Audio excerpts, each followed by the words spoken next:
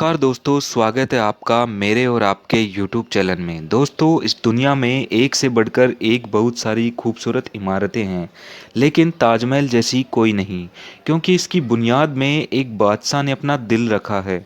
मुमताज़ की याद में बनवाई गई ये इमारत कैसे दुनिया के 7 अजूबों में सबसे ऊपर गिनी जाती है। ताजमहल मोहब्बत की वो निशानी है जिसकी पूरी दुनिया दीवानी है। हर प्रेमी जोड़े का ये सपना होता है कि वो जीवन में एक बार यहाँ जरूर आए और एक दूसरे को अपने प्रेम का इजहार करे। आइए दोस्तों, जानते हैं इस वीडियो में ताजमहल से जुड़े कुछ रहस्यमयी और रोचक तथ्य। इस मोहब्बत की कहानी को पूरा जानने के लिए बने रहिए मेरे साथ वीडियो के अंत तक। अगर आप मेरी वीडियो पहली बार देख रहे हैं तो वीडियो को लाइक, चैनल को सब्सक्राइब जरूर कीजिए।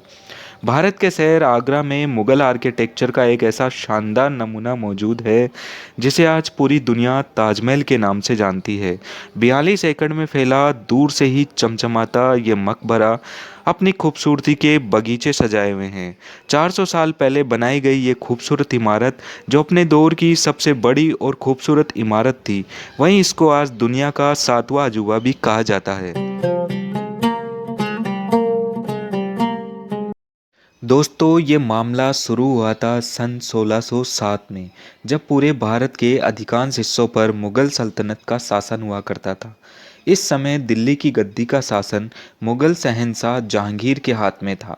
शहंशाह अपने सबसे छोटे बेटे मोहम्मद खुर्रम यानी शाहजहां के हर जन्मदिन पर उसको सोना, चांदी, हीरे जवाहरातों से तौलते थे और उसके वजन के बराबर उस दौलत को उसके नाम करते थे। लेकिन 15वें जन्मदिन पर कुछ और ही खास होने वाला था। शहंशाह ने शहजादे खुर्रम की शादी का ऐलान अपने वकील की बेटी अर्जुमंद बानो यानी मुमताज़ से कर दिया। कुछ दिनों बाद इनकी शादी कर दी गई। मुमताज़ और शहजादे खुर्रम को पहले दिन से ही पहली नज़र में बेइंतहा मोहब्बत हो चुकी थी। लेकिन इस वक्त किसी को भी ये मालूम नहीं था कि इस मोहब्बत का बोलबाला हमेशा के लिए रहने वाला है। अगले 10 सालों तक शहजादे ने भरपूर जंगें लड़ी और भरपूर कामयाबी मिली। इसलिए शहंशाह जहांगीर ने शहजादे खुर्रम को शाहजहां के नाम से नवाजा, जिसका अर्थ होता है दुनिया का बादशाह। शाहजहां की 6 बीवियां थीं, लेकिन वो सबसे ज़्यादा मुमताज़ से मोहब्बत करते थे। यही कारण था कि उनका ज़्यादातर वक्त मुमताज़ के साथ ही गुजरता था। साल 1621 में शहंशाह जहांगीर की बीमारी के कारण मृत्यु हो गई। पिता की मौत के 7 साल बाद 1628 में शाहजहां ने शहंशाह की गद्दी संभाली। ये वो समय था जब मुगल सल्तनत अपने चरम पर थी। सब कुछ सही चल रहा था कि अचानक शाहजहां के ऊपर दुखों का पहाड़ टूट पड़ा। मुमताज़ महल अपने 14वें बच्चे को जन्म दे रही थी।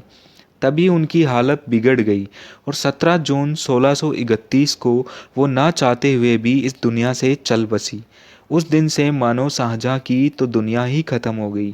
शाहजहां कई महीनों तक इस दुख से उभर ही नहीं पाए। मुमताज़ ने मरने से पहले अपने बादशाह शाहजहां से एक ख्वाहिश की थी।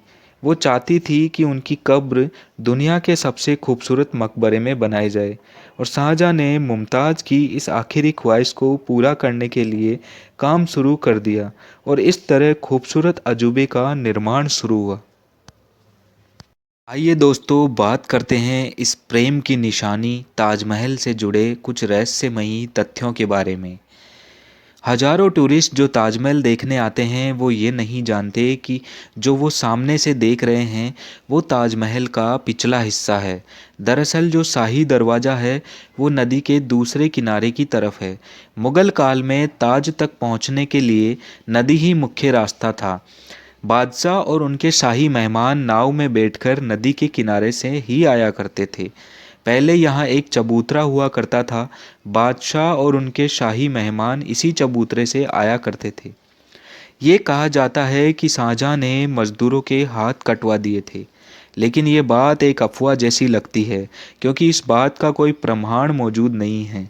कई इतिहासकारों का मानना है कि शाहजहां ने मजदूरों व कारीगरों को जिंदगी भर की पगार देके उनके साथ इकरारनामा किया था कि वह ऐसी दूसरी कोई इमारत नहीं बनाएंगे।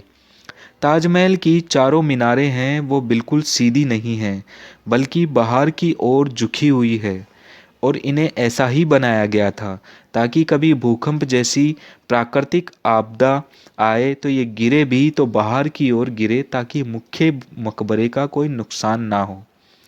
दुनिया में जितनी भी इमारतें मौजूद हैं उनमें से सबसे सुंदर कैलीग्राफी ताज पर हुई है। जैसे ही आप ताज के बड़े दरवाजे से अंदर जाते हैं तो दरवाजे पर लिखा ये सुलेख आपका स्वागत करता है। ये कैलीग्राफी थुलुत लिपि में लिखी गई है। इस पर लिखा है, हे आत्मा, तू ईश्वर के पास विश्राम कर, ईश्वर के पास शांति के साथ रह तथा उसकी परम शांति तुझ पर बरसे। इस कैलीग्राफी को डिजाइन करने वाले का नाम अब्दुल हक था, जिसे ईरान से बुलाया गया था। शाहजहां ने उसकी शानदार कला को देखते हुए उसे अमानत खान नाम दिया, उपाधि के तौर पर। ऐसी भव्य इमारत दुनिया ने पहले कभी नहीं देखी थी। इसके लिए सफ़ेद संगमरमर राजस्थान के मकराना से लाया गया था। जेड और क्रिस्टल चीन से मंगवाया गया था। लेपिस लाजुली अफगानिस्तान से, टर्कोइस तिब्बत से, जैस्पर पंजाब से, सेफायर श्रीलंका से, कार्लिनियर अरब से आया था। कुल मिलाकर ऐसे ही बहुत सारे 28 तरह के बेशकीमती रत्नों का सफ़ेद संगमरमर से जड़ा गया था। इन चीज़ों को विदेशों से आगरा तक लाने के लिए 1000 से भी ज़्यादा हाथियों का इस्तेमाल किया गया था। दोस्तों, ताजमहल 1631 में बनना शुरू हुआ था और 1653 में 22 सालों में बनकर पूरा हुआ था। इस निर्माण में 22,000 मजदूरों और कारीगरों ने काम किया था। वास्तुकला का इतना शानदार नमूना दुनिया में दूसरा और कोई भी नहीं है। ताजमहल के निर्माण में काम आने वाली हर एक चीज़ को सोच समझकर और हर तरह से परख कर चुना गया था। ताजमहल की दीवारों पर जो नक्काशी है, इसकी तकनीक इटली के कारीगरों से सीखी गई थी। उज़्बेकिस्तान के बुखारा से संगमरमर को तराशने के लिए कारीगर बुलाए गए थे। ईरान से संगमरमर पर कैलीग्राफी करने वाले कारीगर आए थे और पत्थर को तराशने के लिए बलूचिस्तान से कारीगरों को बुलाया गया था। सन 1857 की क्रांति के दौरान अंग्रेज़ों ने ताज को काफ़ी नुकसान पहुंचाया। उन्होंने कई बेशकीमती रत्नों को ताजमहल की दीवारों से खोदकर निकाल लिया था। ताजमहल के मुख्य गुंबद का जो कलश है, उसे उस जमाने में सोने का बनाया गया था। 19वीं सदी की शुरुआत में सोने के कलश को बदलकर कांसे का कलश लगा दिया गया। दावे के साथ तो ये नहीं कहा जा सकता, लेकिन 37 लोगों की टीम ने मिलकर ताजमहल का नक्शा तैयार किया था। ये 37 वास्तुकार दुनिया के अलग अलग जगहों से बुलाए गए थे। ताजमहल बनाते समय ताज के चारों ओर बहुत कुएं खोदे गए थे। इन कुओं में ईंट पत्थर के साथ साथ आबनूस और महोगनी की लकड़ी के लट्ठे गाड़े गए थे। ये कुएं ताज की नींव को मजबूत बनाते हैं। आबनूस और महोगनी की लकड़ी में ये खासियत होती है कि इन्हें जितनी नमी मिलती रहेगी, ये उतनी ही मजबूत होती रहेगी और इन लकड़ियों को ये नमी ताजमहल के पास बहने वाली यमुना से मिलती थी। यमुना के पानी का स्तर हर साल घट रहा है और लकड़ियों में नमी की कमी आ रही है। यही वजह है कि साल 2010 में ताज में दरारें देखी गई। दोस्तों, साल 1653 में जब ताजमहल बनकर तैयार हुआ था तो इसकी कीमत करोड़ों में आकी गई थी। उसी हिसाब से अगर आज इसे बनवाया जाए तो लगभग 57 अरब 60 करोड़ रुपए लगेंगे। साल 1989 में एक भारतीय लेखक पुरुषोत्तम नागेश ओक जी ने एक किताब लिखी थी जिसका नाम था ताजमहल द ट्रू स्टोरी। इस किताब में उन्होंने कई तर्कों के साथ ये दावा किया था कि ताजमहल मकबरा बनने से पहले एक शिव मंदिर था और इसका नाम तेजो महल था। सन 2000 में पीएन ओक ने अपनी बात को सिद्ध करने के लिए सुप्रीम कोर्ट को अर्जी दी थी, जिसे सुप्रीम कोर्ट ने रद्द कर दिया। आर्कियोलॉजिकल सर्वे ऑफ इंडिया ने कहा कि ताजमहल एक शिव मंदिर था। इस बात के कोई सबूत नहीं है। बल्कि शाहजहां ने ही ताजमहल को बनवाया था, इसके प्रमाण ही इतिहास के पन्नों में मिलते हैं। कहा जाता है कि शाहजहां यमुना नदी के दूसरी तरफ ऐसा ही काले संगमरमर का ताजमहल बनाना चाहते थे। कहा जाता है कि शाहजहां अपने लिए भी मुमताज़ की तरह एक मकबरा बनाना चाहते थे, लेकिन वो काला ताजमहल बनवाते उससे पहले ही उनके बेटे औरंगजेब ने उन्हें कैद खाने में डलवा दिया। लेकिन इतिहासकार कहते हैं कि ये बाद में बनाई गई मनगढ़ंत कहानी है, इसका कोई प्रमाण नहीं है। ताजमहल का कुछ डिजाइन हुमायूं के मकबरे जैसा दिखता है। हुमायूं शाहजहां के परदादा थे। द्वितीय विश्व युद्ध के दौरान सरकार ने ताजमहल के चारों ओर सुरक्षा घेरा करवाया था, ताकि ये जर्मनी और जापान के हवाई हमलों से सुरक्षित रह सके। साल 1965 और 1971 के भारत पाकिस्तान के युद्ध के समय भी यही किया गया था। ताजमहल की सबसे ज़्यादा लोकप्रियता इसके निर्माण से जुड़ी अद्भुत प्रेम कहानी की वजह से है। बादशाह शाहजहां ने अपनी बेगम मुमताज़ महल की याद में इस इमारत को बनवाया था। मुमताज़ का असली नाम अर्जुमंद बानो था। शाहजहां ने उन्हें मुमताज़ महल नाम दिया, यानी महल का सबसे अनमोल रतन। महज 38 साल की उम्र में अपनी 14वीं संतान को जन्म देते समय मुमताज़ की मृत्यु हो गई। उस वक्त वो मध्य प्रदेश के बुरहानपुर में थी। अपनी प्रिय बेगम की मृत्यु से बादशाह बेहद ही दुखी हुए, जैसे उनकी तो जिंदगी ही तबाह हो गई। और आखिरी उनकी याद में शाहजहां ने ताजमहल बनवाने का फरमान जारी कर दिया। पहले मुमताज़ को बुरहानपुर में ही दफनाया गया था। इसके बाद शाहजहां ने ताजमहल को बनवाना शुरू किया। तब बुरहानपुर से मुमताज़ के शव को निकालकर शाह जहां ताजमहल बन रहा था उसके पास एक बगीचे में दफनाया गया। ताजमहल को तैयार होने में 22 साल लगे।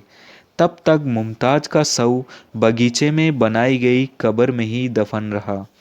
बाद में उसे ताजमहल के मुख्य गुंबद के नीचे दफनाया गया। शाहजहां का सारा ध्यान ताजमहल को एक खूबसूरत रूप देने में लगा रहा।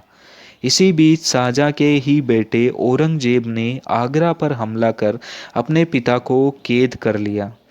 शाहजहां से पूछा गया कि वो क्या चाहते हैं, तो उन्होंने कहा कि उनको ऐसी जगह पर कैदी बनाकर रखा जाए जहां से वो सीधे ताज को देख पाए, और उनकी ये ख्वाहिश पूरी कर दी गई।